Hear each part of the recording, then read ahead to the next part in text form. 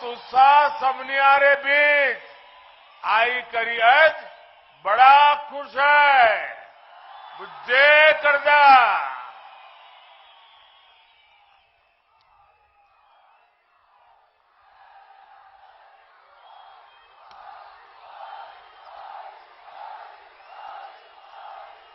सबसे पहले तो मैं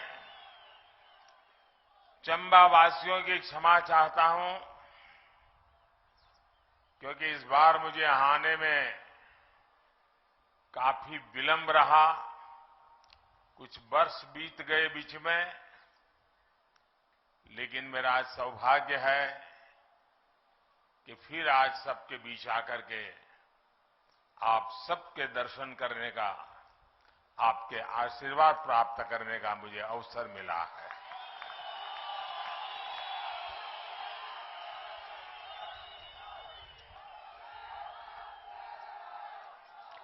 दो दिन पहले मैं उज्जैन में महाकाल की नगरी में था और आज मणि महेश के सानिध्य में आया हूं।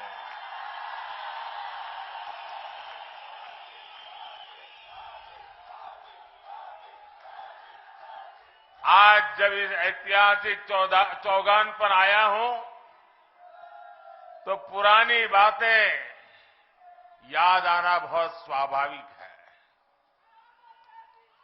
यहां के अपने साथियों के साथ बिताए पल और राजमहल का मदरा सचमुच में एक अद्भुत अनुभव रहता था। चंबा ने मुझे बहुत स्नेह दिया, बहुत आशीर्वाद दिए।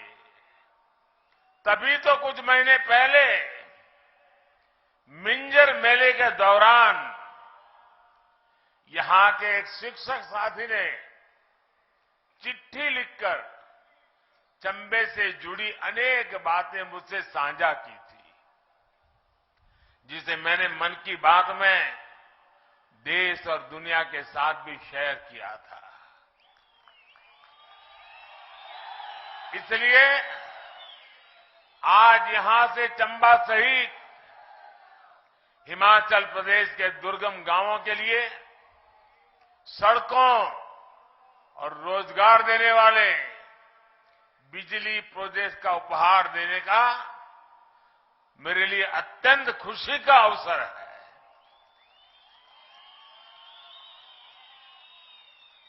जब मैं यहां आपके बीच में रहता तो कहा करता था कि हमें कभी न कभी उस बात को मिटाना होगा जो कहता है कि पहाड़ का पानी और पहाड़ की जवानी पहाड़ के काम नहीं आती। आज हमने उस बात को बदल दिया है। अब यहां का पानी भी आपको काम आएगा और यहां की जवानी भी जी जान से अपने विकास की यात्रा को आगे बढ़ाएगी। आपका जीवन आसान बनाने वाले इन सारे प्रोजेक्ट्स के लिए आपको बहुत बहुत बधाई। भाई और बहनों, कुछ समय पहले ही भारत ने अपनी आजादी के 75 साल पूरे किए हैं। इस समय हम जिस पड़ाव पर खड़े हैं, ये पड़ाव विकास की दृष्टि से बहुत महत्वपूर्ण है, क्योंकि यहीं से एक ऐसी छलांग हमें लगानी है जिसका शायद पहले कोई कल्पना तक नहीं कर सकता था। भारत की आजादी का अमृतकाल शुरू हो चुका है, जिसमें हमें विकसित भारत का संकल्प पूरा करना है। एक एक हिंदुस्तानी का संकल्प अब पूरा करके रहना है। आने वाले कुछ महीनों में हिमाचल की स्थापना के भी 75 वर्ष पूरे होने वाले हैं।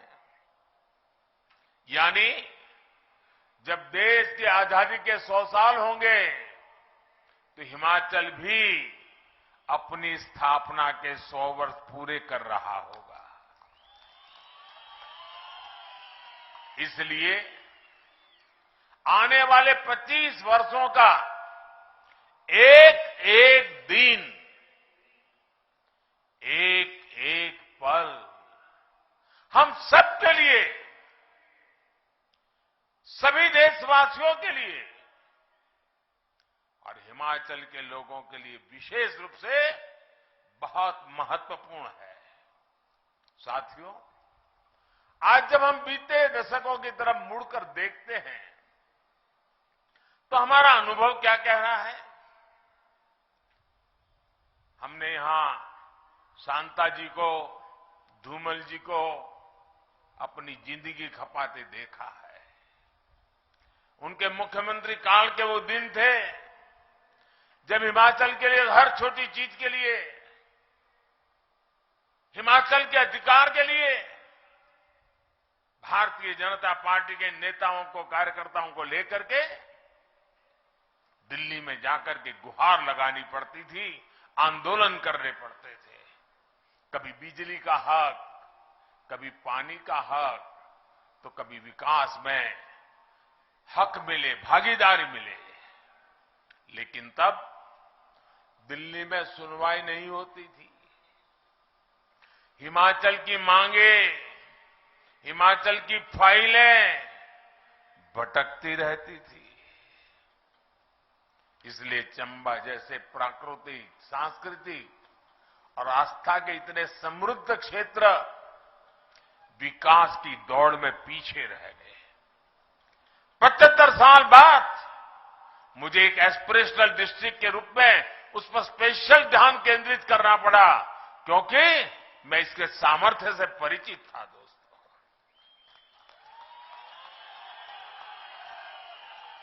सुविधाओं के अभाव में आपके यहां रहने वालों का जीवन मुश्किल था। बाहर से आने वाले पर्यटक भला यहां कैसे पहुंच पाते? और हमारे यहां चंबा का गीत अभी जयराम जी याद कर रहे थे, जम्मू एदी राहें चंबा कितना अक दूर।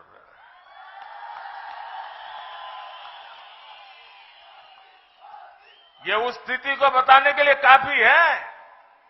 यानी यहां आने की उत्सुकता तो बहुत थी, लेकिन यहां पहुंचना इतना आसान नहीं था। और जब ये जयराम जी ने बताया केरल की बेटी दिव्या के विषय में, देविका ने कैसे, और एक भारत श्रेष्ठ भारत का सपना ऐसे ही पूरा होता है। चंबा का लोकगीत केरल की धरती पर जिस बच्ची ने कभी हिमाचल नहीं देखा, कभी जिसने हिंदी भाषा से नाता नहीं रहा, वो बच्ची पूरे मनोयोग से जब चंबा के गीत गाती हो तो चंबा का सामर्थ्य कितना है उसका हमें सबूत मिल जाता है। दोस्तों, और मैं चंबा का आभारी हूं कि उन्होंने बेटी देविका की इतनी तारीफ की, इतनी वाहवाही की कि पूरे देश में एक भारत श्रेष्ठ भारत का मैसेज चला गया। एक भारत श्रेष्ठ भारत के प्रति चंबा के लोगों की भावना देखकर मैं भी अभिभूत हो गया था। साथियों, आज हिमाचल के पास डबल इंजन की सरकार की ताकत है। इस डबल इंजन की ताकत ने हिमाचल के विकास को डबल तेजी से आगे बढ़ाया है। पहले सरकारें सुविधाएं वहां देती थी जहां काम आसान होता था, जहां मेहनत कम लगती थी और राजनीतिक लाभ ज्यादा मिल जाता था। इसलिए जो दुर्गम क्षेत्र हैं, जनजातीय क्षेत्र हैं, वहां सुविधाएं सबसे अंत में पहुंचती थी, जबकि सबसे ज्यादा जरूरत तो इन्हीं क्षेत्रों को थी। और इससे क्या हुआ? सड़क हो, बिजली हो, पानी हो, ऐसी हर सुविधा के लिए पहाड़ी क्षेत्रों, जनजातीय क्षेत्रों का नंबर सबसे अंत में आता था। लेकिन डबल इंजन की सरकार का काम, हमारा काम करने का तरीका ही अलग है। हमारी प्राथमिकताएं हैं लोगों के जीवन को आसान बनाना। इसलिए हम जनजातीय क्षेत्रों, पहाड़ी क्षेत्रों पर सबसे अधिक बल दे रहे हैं। साथियों, पहले पहाड़ों में गैस कनेक्शन गिने चुने लोगों के पास ही होता था। मुझे याद है हमारे धूमल जी जब मुख्यमंत्री थे तो घरों में बिजली का चूल्हा कैसे पहुंचाऊं, इसलिए रात भर सोचते रहते थे, योजनाएं बनाते थे। उन समस्याओं का समाधान हमने आकर के कर दिया दोस्तों। लेकिन डबल इंजन की सरकार ने इसे घर घर पहुंचा दिया। पानी के नल जिनको घरों में होते थे, उनके लिए तो ये माना जाता था कि बड़े रहीशी लोग होंगे, इनकी राजनीतिक पहुंच होगी, पैसे भी बहुत होंगे, इसलिए घर तक नल आया है। वो जमाना था। लेकिन आज देखिए, हर घर जल अभियान के तहत हिमाचल में सबसे पहले चंबा, लाहौल स्पीति और किन्नौर में ही 100% नल से जल कवरेज हुआ है। इन्हीं जिलों के लिए पहले की सरकारें कहती थी कि दुर्गम है, इसलिए विकास नहीं हो पाता। ये सिर्फ पानी पहुंचाया, बहनों को सुविधा मिली, इतने तक सीमित नहीं है, बल्कि शुद्ध पेयजल से नवजात बच्चों का जीवन भी बच रहा है। इसी प्रकार गर्भवती बहनें हो या छोटे छोटे बच्चे, इनके टीकाकरण के लिए कितनी मुश्किलें पहले होती थी। आज गांव के स्वास्थ्य केंद्र में ही हर प्रकार के टीके उपलब्ध है। आशा और आंगनवाड़ी से जुड़ी बहनें घर घर जाकर सुविधाएं दे रही है। गर्भवती माताओं को मातृ वंदना योजना के तहत हजारों रुपए दिए जा रहे हैं। आज आयुष्मान भारत योजना के तहत 5 लाख रुपए का मुफ्त इलाज मिल रहा है। इस योजना के सबसे बड़े लाभार्थी भी वही लोग हैं जो कभी अस्पताल तक नहीं जा पाते थे। और हमारी माताएं बहनें, कितनी भी गंभीर बीमारी हो, कितनी भी पीड़ा होती हो, घर में पता तक नहीं चलने देती थी कि मैं बीमार हूं। घर के सब लोगों के लिए जितनी सेवा कर सकती थी वो निरंतर करती थी। उसके मन में एक बोझ रहता था कि अगर बच्चों को, परिवार को पता चल जाएगा कि मेरी बीमारी है तो वो मुझे अस्पताल में ले जाएंगे।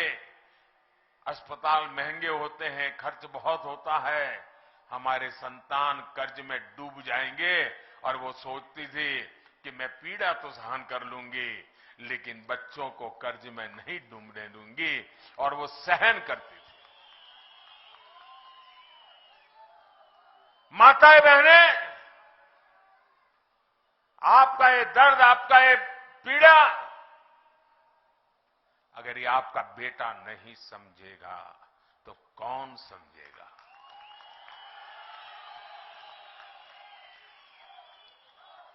और इसलिए आयुष्मान भारत योजना के तहत 5 लाख रुपए तक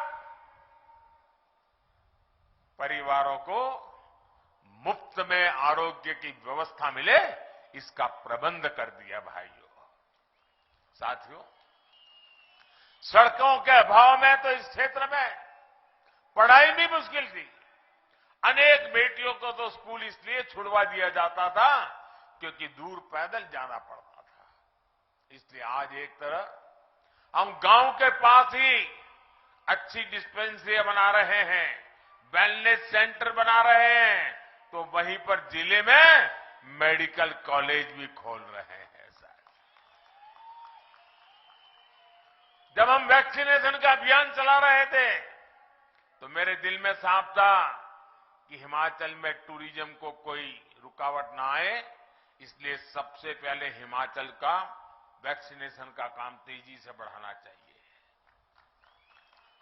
और राज्यों में बाद में किया। हिमाचल में वैक्सीनेशन सबसे पहले पूरा किया और मैं जयराम जी और उनकी सरकार को बधाई देता हूं कि आपकी जिंदगी के लिए उन्होंने रात दिन मेहनत की भाइयों। आज डबल इंजन सरकार की कोशिश ये भी है कि हर गांव तक पक्की सड़क तेजी से पहुंचे।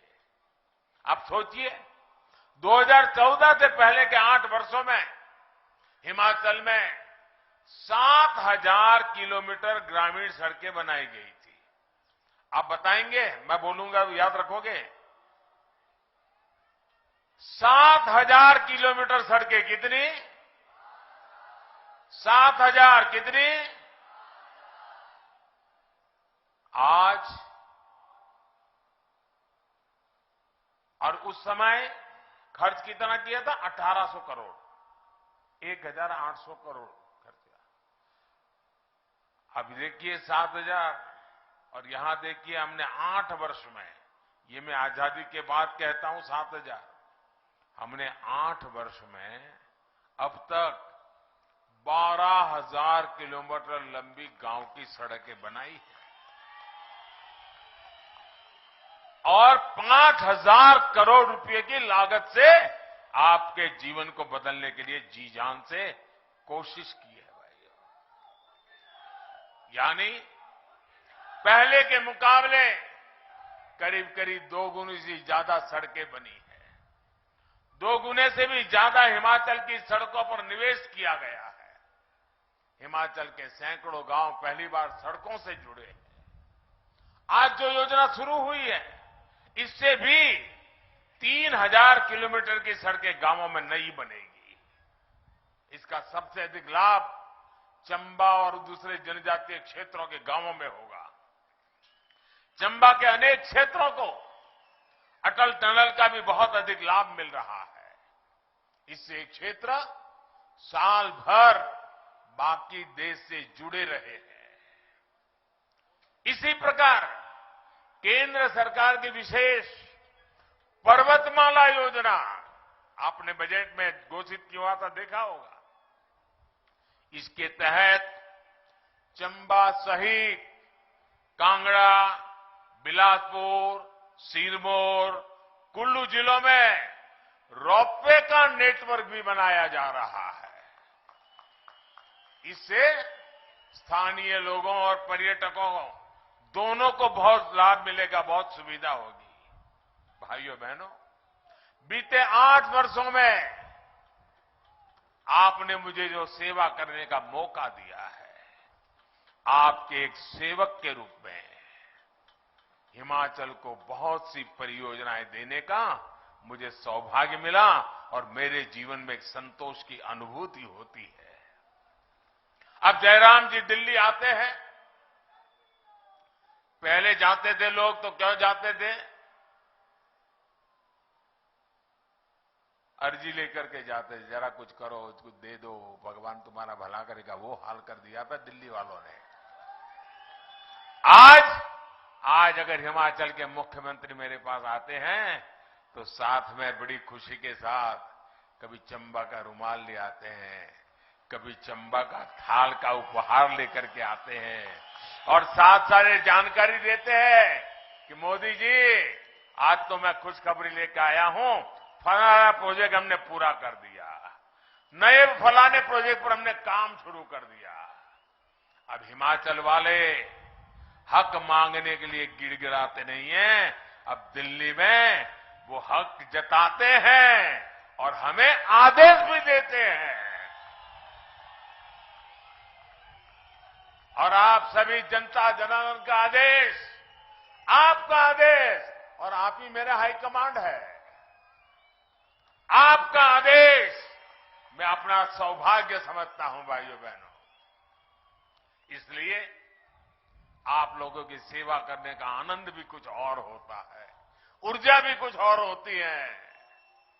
साथियों, आज जितने विकास कार्यों का उपहार हिमाचल को एक दौर में मिलता है, उतना पहले की सरकारों के समय कोई सोच भी नहीं सकता